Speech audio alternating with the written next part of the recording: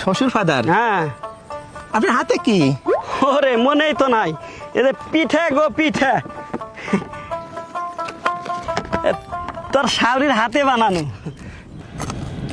শ্বশুর ফাদার, হ্যাঁ পিঠা কেউ পাওয়া দেওয়া বানাইছে কোনোদিন তো শুনি নাই। ওরে আল্লাহ রে, এই তুই কথা কবি না, তুই কথা কইলে কিন্তু আমার মাথা গরম হয়ে যা, কয়ে দিলাম। হ্যাঁ কেন, অন্য কেউ কিছু বললে কি অন্য কিছু গরম হয়? ওরে আল্লাহ, তোর মায়েরে আমি কিন্তু দাঁত ভাঙে ফেলবো, কয়ে দিলাম। হ্যাঁ আর দাঁত ভেঙে ফেলালে এই পিঠা খাওয়ানি কেরাম করে? ওরে আল্লাহ রে, তুই চুপ থাক রে বাবা, চুপ থাক। এই শ্বশুর ফাদার, হ্যাঁ পিঠা কি যে বানাইছে? পিঠা চাউলের গুঁড়া দিয়ে বানাইছে। এ চাউলের গুঁড়ার পিঠে এত মজা, তাহলে না জানি চাউলের গুঁড়া কত মজা। শালাই তোরে জামাই। এই তোর কি কোনো বুদ্ধি শুদ্ধি হবে না? বুদ্ধি হবে কিরাম করে? আমার বাসায় কি কোনোদিন চোর আসছে নাকি?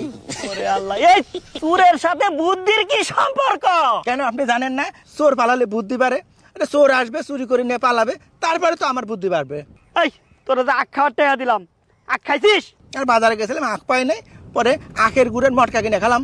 দেখো দিনই কারবার, তোরে আখ খাওয়ার দিলাম দাঁত পরিষ্কারের জন্য, আর তুই মটকা খাই তোর দাঁতে ময়লা ভরাই দিছি, তোর বাইরে আমি করে দিলাম, শেষ করে দিব। হ্যাঁ হ্যাঁ, খালি আমারই দোষ না? আমারই দোষ। এই শ্বশুর ফাদার, হ্যাঁ আমার বউ কার মতো হয়েছে? আমার মতো হয়েছে। তাই তো বলি, এই প্রত্যেকদিন লাঠি দিয়ে আপনার মতো আমার পিঠাই কিসের জন্য? ওরে লাঠি দিয়ে পিটাই কেন? ওই প্রত্যেকদিন রাত্রিবেলা আমি বিছানা বিশ্বাস করি এই জন্য। তোরে আজকাল